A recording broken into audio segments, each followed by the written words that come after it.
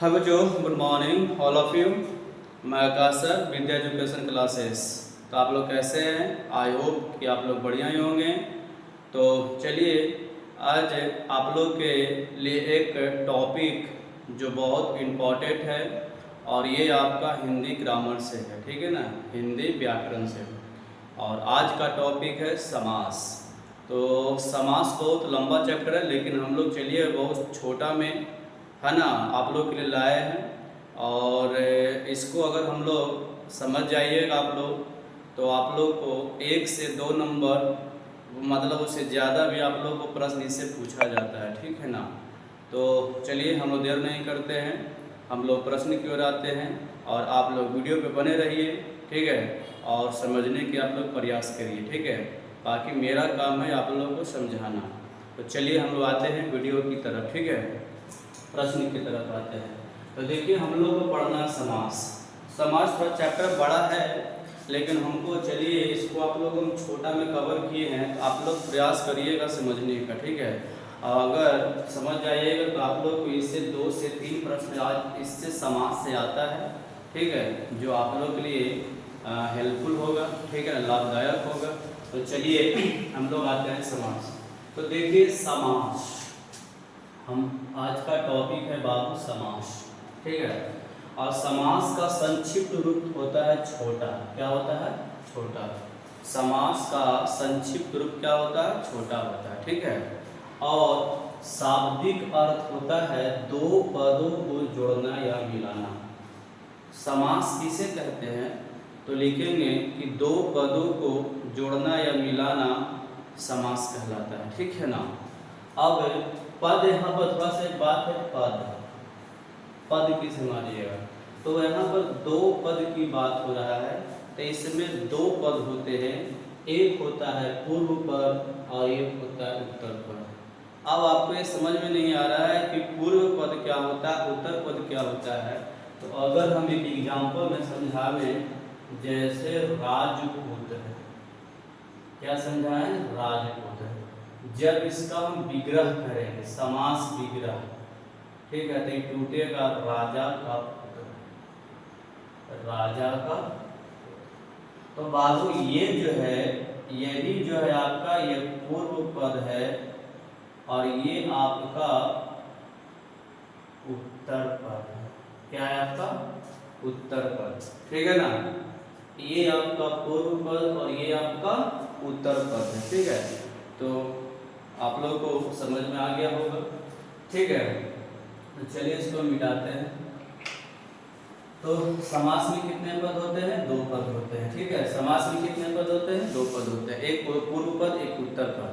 ध्यान से सुनिएगा, पूर्व पद को ही हम लोग बोलते हैं पहला पद, पहला पद। और उत्तर पद को हम लोग बोलते हैं दूसरा पद या अंतिम पद, अंतिम पद, ठीक है। कभी कभी आपसे प्रश्न में पूछ देता है कि निम्नलिखित राजपुत्र में कौन अंतिम पद है, तो वहाँ पर आप लोग गड़बड़ाइएगा नहीं, क्योंकि उत्तर पद को ही हम लोग दूसरा या अंतिम पद कहते हैं, ठीक है। अब आइए, समास को हम लोग 6 भागों में, समास कितने प्रकार के होते हैं? 6 प्रकार के। समास कितने प्रकार के होते हैं? 6 प्रकार के, ठीक है ना। समास कितने प्रकार के? 6 प्रकार के, ठीक है। आपका पहला होता है, ठीक है, तत्पुरुष समास।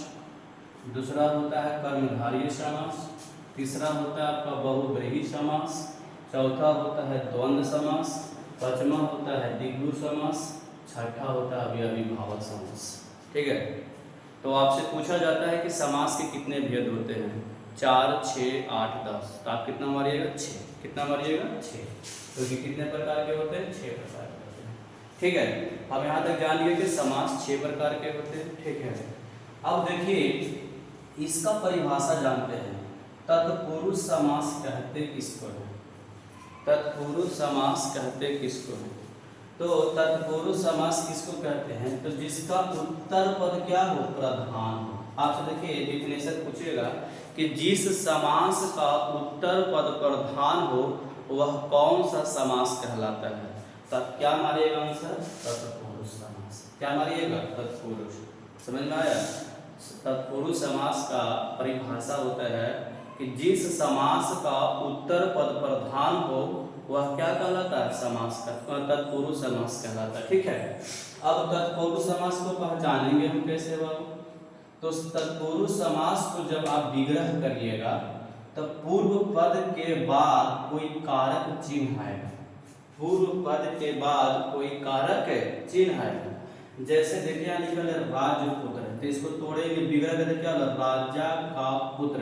तो देखिए यही है, राजा जो है आपका पूर्व पद है, राजा क्या है आपका पूर्व पद है। ठीक है, अब पूर्व पद के बाद क्या रहा, ये का, और का जो है कारक चिन्ह है, क्या है कारक चिन्ह।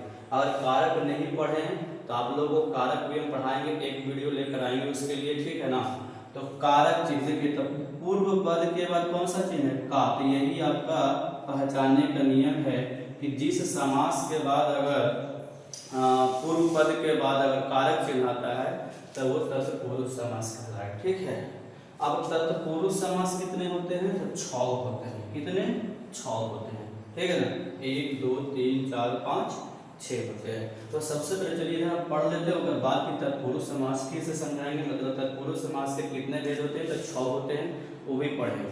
लेकिन चलिए अभी इधर पढ़ लेते हैं। तो देखिए तत्पुरुष समास किसको कहेंगे, तो जिस समास का उत्तर पद प्रधान होता, ठीक है ना, उत्तर पद प्रधान होगा तो तत्पुरुष समास कहलाएगा। ठीक है, इसका पहचान क्या बताएं बाबू, कि समास को विग्रह करने के बाद पूर्व पद के बाद क्या आएगा, कारक चिन्ह आएगा। जैसे राजपुत्र, राजा का पुत्र। ठीक है ना, राजा का पुत्र हो जाएगा। ठीक है, अगर और लेंगे हम लोग तो और क्या ले सकते हैं, मतदाता, मतदाता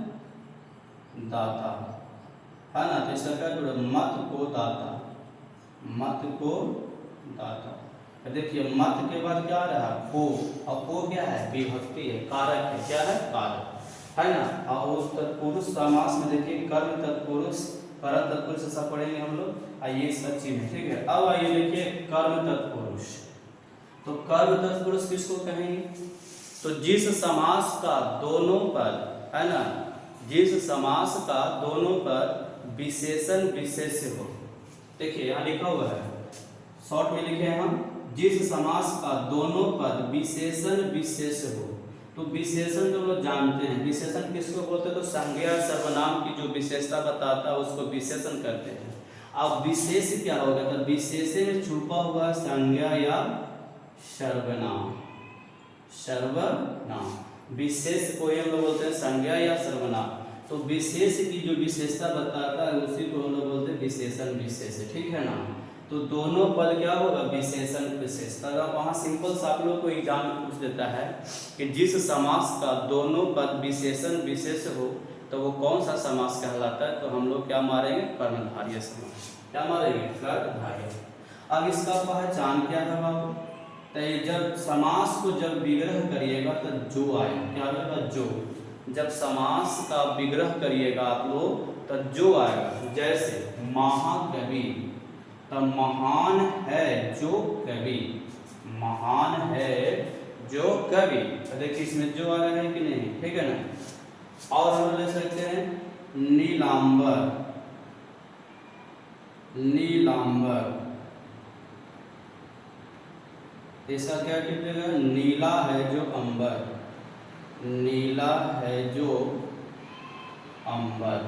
ठीक है, तो देखिए जो आ रहा है इसमें, तो जहाँ भी विग्रह समास का विग्रह करने पर अगर जो आता है तो वो आपका क्या कहलाएगा, आपका कर्णधारय समास कहलाएगा। ठीक है ना। अब आते हैं अगला बहुब्रीहि समास। ठीक है, दो हम लोग समझ गए, तीसरा आते हैं बहुब्रीहि।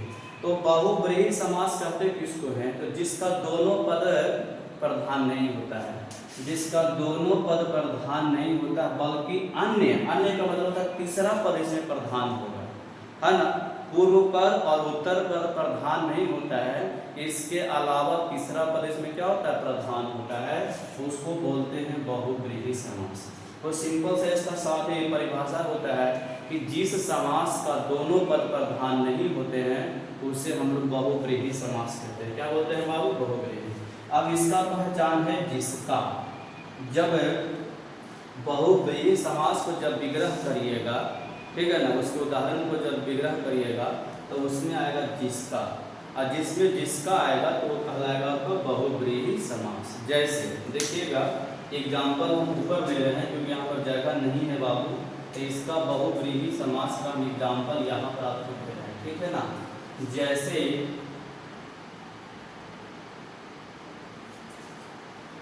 इसको इधर लिख देते हैं,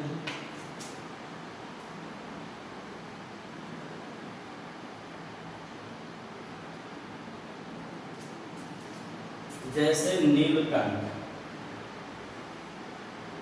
नीलकंठ इसका टूटेगा नीला है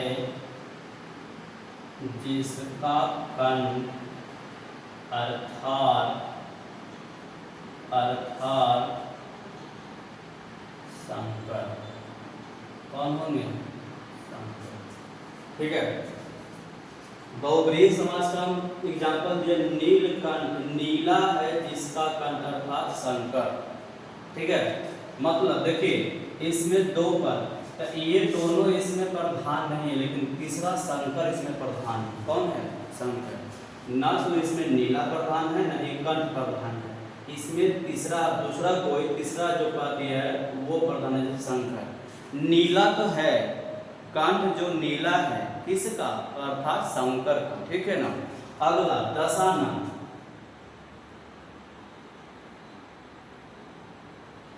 दशानन, दस है जिसका आनंद, दस है जिसका आनंद अर्थात इसका दस को सिर्फ रावण, किसका? रावण। तो देखिए सब में आ रहा है क्या? जिसका। विग्रह करने पर क्या आ रहा है? जिसका। यहाँ पे जिसका आ रहा है, यहाँ पे जिसका आ रहा है, ठीक है। तो इसको हम लोग बोलेंगे क्या? बहुव्रीहि समास। तो सिंपल सा याद रखिएगा कि जिसका आ जाएगा तो बहुव्रीहि समास, जो आ जाएगा तो कर्णधारय समास, ठीक है। अब आते हैं द्वंद्व, द्वंद्व समास, ठीक है। और सबसे भी आई है बाबू आप लोगों के एग्जाम के लिए, ठीक है ना। बहुत अच्छा प्रश्न पूछा जाता है और इसका सबसे ज्यादा पूछ देता है परिभाषा, पूछ देगा द्वंद्व समास किससे कहते हैं, दे देगा ऐसे कि जिस समास का दोनों पद प्रधान हो उसे कौन सा समास कहते हैं। चार ऑप्शन दे देगा, उसमें से एक ऑप्शन द्वंद्व रहेगा, तो आप क्या मारना होगा? द्वंद्व समास, ठीक है। तो बाबू जिस समास का दोनों पद प्रधान हो उसको हम लोग द्वंद्व समास कहते हैं। क्या बोलते हैं? द्वंद्व समास कहते हैं, ठीक है। इसका पहचान क्या है? तो वो विलोम होगा, मतलब उल्टा होगा, पूरक होगा एक दूसरे का, उसमें और जब विग्रह करेगा तो और लगेगा, अथवा भी लग सकता है, योजक चिन्ह, है ना। जैसे देखिए इसका एग्जाम्पल हम ले रहे हैं, ठीक है। एग्जाम्पल जगह नहीं है, चलिए यहाँ पर लेते हैं। जैसे हम बोले, ठीक है ना, माता पिता, माता पिता, जब इसका विग्रह करिएगा तो ये हो जाएगा माता और पिता, माता और पिता। देखिए माता पिता आपको जगह माता का उल्टा पिता, पिता का उल्टा माता, विलोम है कि नहीं। अब ये पूरक क्या होता है बाबू? अब देखिए दाल रोटी, रोटी दाल, रोटी दाल, ये क्या हो जाएगा? रोटी और दाल, रोटी दाल। बाबू ये उल्टा नहीं है, ये पूरक है। रोटी के बिना, बताइए, बिना दाल के रोटी आप खा सकते हैं? नहीं। तो ये पूरक है एक दूसरे का, ठीक है ना। तो रोटी दाल क्या है? पूरक है। तो इस तरह से बहुत सारे एग्जाम्पल आपको आएगा।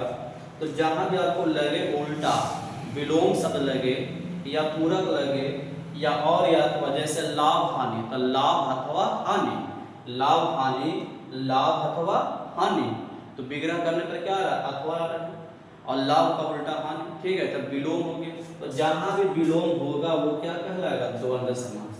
द्वंद्व समास का दोनों पद क्या होते हैं? प्रधान होते हैं, दोनों पद प्रधान होते हैं, ठीक है।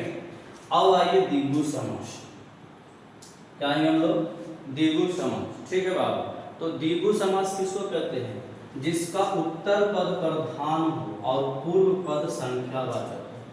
प्रश्न परिभाषा क्या होता है कि जिस समास का पूर्व पद संख्यावाचक तथा उत्तर पद आपका प्रधान हो उससे हम लोग कौन सा समास कहेंगे? द्विगु समास कहेंगे। ठीक है। अब ये पूर्व पद संख्या उत्तर पद प्रधान एग्जाम्पल में कैसे आएंगे? तो देखिए इसमें नंबर, संख्या मतलब क्या होता है? नंबर। तो देखिए इसका एग्जाम्पल यहाँ पर ले रहे हैं, जगह नहीं है बाबू, लेकिन चलिए थोड़ा सा ले लेते हैं हम लोग। जैसे बोलेंगे त्रिलोकी, त्रि मतलब तीन, तीन लोकों वाला, तीन लोकों वाला। तो त्रि मतलब क्या हो गया? तीन, तो संख्या आ रहा है इसमें, तो त्रिलोकी हो जाएगा। फिर हम लोग लेंगे क्या? त्रिलोकी के बाद लेंगे चौराहा, चौराहा, चार राहों वाला तो हम लोग क्या बोलते हैं? चौराहा। चार क्या है? संख्या। ठीक है ना। फिर लिखेंगे हम लोग तिमाही, तिमाही, छमाही, पंचवटी। ये सारा में देखिए आपको नंबर छुपा हुआ, संख्या आपको दिखा रहा है। पंच मतलब पाँच, छह मतलब छमाही मतलब छः, तिमाही मतलब तीन, चौराहा मतलब चार, त्रिलोकी मतलब तीन। तो जहाँ भी आपको उदाहरण से आपको ये समझ पता चले कि वो संख्या बता रहा है, तो किधरों जाना नहीं है बाबू, आपको द्विगु समास में बैठा जाना है। कहाँ? द्विगु समास मारिएगा। ठीक है। आपसे पूछेगा कि निम्नलिखित में से कौन द्विगु समास है?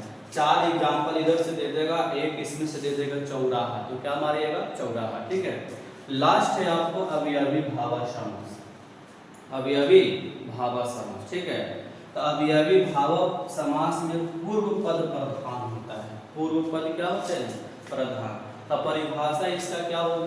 तो जिस समास की पूर्व पद प्रधान हो उससे हम लोग क्या कहते हैं? अवयवी भावा समास। अवयवी भावा समास में उपसर्ग, उपसर्ग का मतलब हम लोग उपसर्ग प्रत्यय पढ़े, उपसर्ग किसी भी शब्द के पहले लग के बनता है। तो देखो यथा, बहुत सारा इसका एग्जाम्पल होगा, जैसे बोल देंगे यथाशक्ति, यथाशक्ति, है ना। फिर रात रात, ये उल्टा नहीं है बाबू, दिन दिन, आजन्म, ठीक है ना, प्रतिदिन, प्रतिदिन। ये सारा इसमें क्या है आपका? ये आपका अवयवी भावा समास। ठीक है। अविकारी किसको? जो अपूर्ण हो। क्या हो? अपूर्ण, पूरा पूर्ण है। जैसे आजन्म, आजन्म क्या है आपका? अपूर्ण है। जैसे बोलेंगे आमरण, तो क्या हो जाएगा आपका? अविकारी हो जाएगा। ठीक है। तो ये आपका अवयवी भावा समास है ना। यथाशक्ति, शक्ति के अनुसार, है ना। बहुत सारा इसमें आता है। फिर आ जाता है आपको और क्या आ सकता है? दिन हो गया, जन्म हो गया, प्रतिदिन हो गया, और भी आता है, याद नहीं आ रहा है। ठीक है ना। तो ये आपका अवयवी भावा समास हो गया। तो फिर से समझिएगा, तत्पुरुष में उत्तर पद प्रधान होते हैं। कर्मधारय, कर्मधारय समास में दोनों पद विशेषण विशेष होता है। बहुब्रीहि में कोई भी पद प्रधान नहीं होते हैं, बल्कि अन्य पद प्रधान होते हैं, जैसे नीलकंठ, दशानन। ठीक है। द्वंद्व समास में दोनों पद प्रधान होते हैं। द्विगु समास में उत्तर पद प्रधान होता है, लेकिन पूर्व पद संख्यावाचक होता है। अवयवी भावा में पूर्व पद प्रधान होते हैं। ठीक है। तो ये हम इतना आप लोग को समास का 6 प्रकार में पढ़ रहे हैं। ठीक है ना। अब हम लोग पढ़ेंगे तत्पुरुष का 6। ठीक है ना। तत्पुरुष समास के 6 भेद होते हैं। पहला कर्म तत्पुरुष, करण तत्पुरुष, संप्रदान तत्पुरुष, आपादान तत्पुरुष, संबंध तत्पुरुष, अधिकरण तत्पुरुष। 6 इसमें पढ़ना है। ठीक है। अब इसमें सारा में विभक्ति, जब भी समास कर्म तत्पुरुष समास का जब विग्रह करेगा तो उसमें विभक्ति आएगा। करण तत्पुरुष को जब विग्रह करेगा तो विभक्ति आएगा। संप्रदान तत्पुरुष को भी आप विग्रह करेगा तो विभक्ति आएगा। मतलब इसमें सभी का, लेकिन पकड़ना कैसे है बाबू? तो अगर को रहे, क्या रहे? विभक्ति में क्या रहे? तो विग्रह करने पर अगर विभक्ति को आ जाए तो वो कर्म तत्पुरुष होगा। से आ जाए तो करण तत्पुरुष होगा। संप्रदान को के लिए आ जाए तो संप्रदान तत्पुरुष होगा। से आ जाए मतलब ये जुदाई के लिए तो आपादान होगा।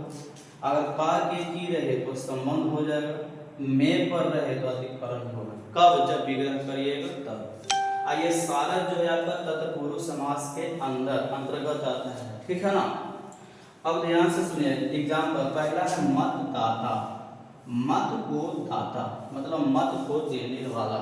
तो इसमें कौन सी विभक्ति आ रहा है? को। और जब को आएगा तो कौन सा तत्पुरुष मारेगा? कर्म तत्पुरुष समास हो गया। कौन सा समास मारेंगे हम लोग? कर्म तत्पुरुष समास मारेंगे, ठीक है ना। कर्म तत्पुरुष है ना। एक और एग्जाम्पल लेते हैं, गिरह कट। गिरह कट तो इसका होगा गिरह को काटने वाला। काटने वाला, ठीक है ना। समझ में आ रहा है? गिरह को काटने वाला, ठीक है। सो अब आइए तो ये आपका को विभक्ति आ रहा है, ठीक है ना। तो ये तो क्या बोलते हैं? कर्म। इसमें कर्म कार्य। कर्म किसको बोलते हैं? जो कर्म क्रिया का प्रभाव कर्म पे पड़ता है, ठीक है ना, तो उसको कर्म तत्पुरुष भी बोलते हैं। तो ये आ जाएगा किसके अंदर? तत्पुरुष समास के अंतर्गत है। अब पढ़ेंगे करण से। करण से है ना, करण तत्पुरुष समास। उसका विभक्ति क्या होता है बाबू? से होता है। क्या होता है विभक्ति? से। कारक पढ़े होंगे तो आप लोगों को समझ में आ रहा होगा। करण तत्पुरुष जिसका विभक्ति से होता है, जैसे रेखांकित, रेखा से अंकित, ठीक है ना, रेखा से अंकित। फिर जन्म रोगी। जन्म रोगी इसका टूटेगा जन्म से रोगी। जन्म से रोग, ठीक है ना, जन्म से रोग, ठीक है। तो जहां भी से आएगा तो वो क्या हो जाएगा आपका कर्म। तो देखिए यहाँ पर दो गो से है, एक यहाँ से है, एक यहाँ से है, लेकिन दोनों में अंतर होगा। देखिए इसमें आपका जुदाई होगा, मतलब है ना, जुदा के जैसा लगेगा, मतलब ये मतलब जुदाई होते रहेगा, ठीक है। लेकिन इसमें जुदाई नहीं है बाबू। जन्म रोग, जन्म से रोग एक दूसरे से रिलेटेड है, ठीक है ना। रेखा अंकित, अंकित तो कर रहे हैं, कुछ से कर रहे हैं, रेखा से कर रहे हैं। अब आइए संप्रदान को के लिए, जैसे स्वर्ग प्राप्त, स्वर्ग को प्राप्त करने वाला, स्वर्ग को प्राप्त करने वाला। फिर आपको हो जाएगा इसमें वाले से लिखते हैं हम लोग, ठीक है, शरणागत। शरणागत है ना, तो शरण को, शरण के लिए आगत, आगत, ठीक है ना, शरणागत हो जाएगा। अब है आपदा तत्पुरुष जुदाई के लिए, जैसे नेत्रहीन। तो नेत्रहीन का मतलब क्या? नेत्र से हीन, नेत्र से हीन। तो बताइए उसके पास नेत्र है? नहीं है, ठीक है ना। तो यहाँ पर जुदाई। धनहीन, धन से हीन, बलहीन, बल से हीन, ठीक है ना। तो ये सारा क्या हो जाएगा आपका? आपादान तत्पुरुष, ठीक है ना। फिर हम लोग पढ़ेंगे संबंध का के की। तो देखिए विद्यालय, तो विद्या का आलय। तो ध्यान से सुनिएगा, विद्या का संबंध आलय से और आलय का संबंध विद्या से। अगर हम विद्यालय में जाते हैं तो हमको वहाँ विद्या मिलता है, तो वहाँ विद्या का संबंध आलय से और आलय का संबंध विद्या से होता है, ठीक है। तो ये हो गया आपका संबंध तत्पुरुष, ठीक है ना, का के की। तो जहाँ भी समास विग्रह करने पर अगर विभक्ति का के की आवे तो संबंध तत्पुरुष समास कहलाएगा, ठीक है। अब है अधिकरण में पर, जैसे बोले घोड़सवार, तब घोड़ा पर सवार। देखिए पर आ रहा है कि नहीं, ठीक है ना, क्या आ रहा है? पर, ठीक है ना। तो ये क्या हो जाएगा आपका? अधिकरण तत्पुरुष होगा। फिर एक और लेते हैं हम लोग, ठीक है ना,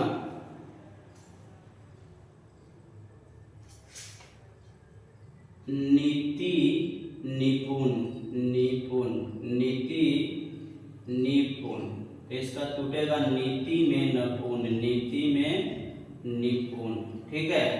तो जहां भी में या पर आवे तो उसको हम लोग क्या बोलते हैं? अधिकरण तत्पुरुष समास, ठीक है। तो फिर से एक बार समझिएगा बाबू, जब विग्रह समास को विग्रह करने पर को आवे तो आपका कर्म तत्पुरुष, जब से आवे तो आपका कर्म तत्पुरुष। तो से आपको ध्यान से सुनना होगा, से दो गो है, तो एक जुदाई के लिए होगा, जैसे नेत्रहीन, धनहीन, बलहीन, ठीक है ना, शक्तिहीन। ये सारा क्या है आपका? जुदाई के आपादान में चल जाएगा। संप्रदान तत्पुरुष को के लिए, तो को के लिए स्वर्ग प्राप्त, तो स्वर्ग के लिए प्राप्त भी हो सकता है या स्वर्ग को प्राप्त भी होगा, तो यह आपका संप्रदान हो जाएगा। आपदान समझाएंगे संबंध तत्पुरुष में क्या होगा, का के किए, ठीक है ना। जैसे विद्या रहता है, विद्या काल है, ठीक है ना। जैसे मतलब राम का पुस्तक, राम का पुस्तक, तो राम का संबंध पुस्तक से, पुस्तक का संबंध राम से, है ना। तो ये हो जाएगा संबंध तत्पुरुष, ठीक है ना। राम की गाय, राम की गाय, तो राम का संबंध गाय से, गाय का संबंध राम से, ठीक है। जगह नहीं इसलिए नहीं दिए हम एग्जाम्पल उतना। फिर लास्ट में अधिकरण तत्पुरुष, तो अधिकरण तत्पुरुष में क्या होगा, विभक्ति में या पर, जैसे घोड़सवार, तो घोड़ा पर सवार। नीति निपुण, नीति में निपुण, तो जहां भी विभक्ति में या पर आ जाए विग्रह करने पे, तो वो आपका चल जाएगा अधिकरण तत्पुरुष समास में, ठीक है ना। तो बताइए कि आपको ये वीडियो कैसा लगा। अगर अच्छा लगा तो आप लोग सब्सक्राइब जरूर करिए, ठीक है, और लाइक करिए और शेयर करिए, ठीक है। और इस तरह से वीडियो आप लोग के बीच हम लाते रहेंगे। जो एग्जाम बोर्ड के लिए 2025 के लिए सबसे VVI होगा आप लोग के लिए, और जो भी बच्चे 10th क्लास में पढ़ रहे हैं वो इस वीडियो को देखना ना भूलें, ठीक है। क्योंकि आप लोग का 3 महीना आप लोग का जितना भी मेहनत करिएगा आप लोग के लिए फ़ायदा होगा। तो हम आप लोग के लिए इस तरह से वीडियो लाते रहेंगे, ठीक है, और आप लोग को समझाते रहेंगे। तो धन्यवाद।